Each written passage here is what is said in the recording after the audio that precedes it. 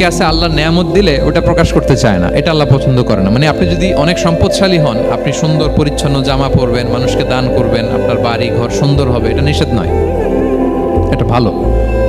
আপনি আল্লাহর দেয়া নেয়ামত ব্যবহার করতে পারবেন এবং বলতেও পারবেন, কিন্তু শুকরান লা ফখরান, শুকরিয়া স্বরূপ বলবেন, ফখর করে অহংকার করে না।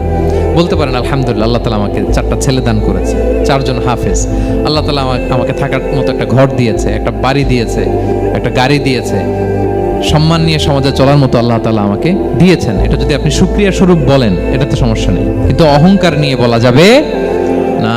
ইন্নাল্লাহা ইউহিব্বু আন ইয়ারা আসারা নি'মাতিহি আলা আবদিহি, আল্লাহ তাআলা যে নেয়ামত তার বান্দাকে দিল, ওইটার একটা নমুনা দেখতে আল্লাহ পছন্দ করে। আল্লাহ বানাইছে আপনারে বিলিয়নিয়ার, আপনি হচ্ছেন ছেঁড়া পরা জামা পরে চলেন, হবে? বানাইছে আল্লাহ তাআলা আপনাকে অনেক সম্পদশালী, আপনার চলা ফেরা কোনো রুচিই নাই, এটা হইলো না। আল্লাহ চায় যে তোমার যে নেয়ামত দিছে এটার একটা নমুনা তোমার মধ্যে থাক, এটাও শুকরগুজার হওয়ার একটা আলামত। তাহলে 3 নম্বর কর্মসূচি কি? ওয়া আম্মা বিনি'মাতি রাব্বিকা ফাহাদ্দিস, আল্লাহর নেয়ামতের শুকরগুজার হও, আল্লাহ তাআলা যে নেয়ামত দিয়েছে সেটা বর্ণনা করো।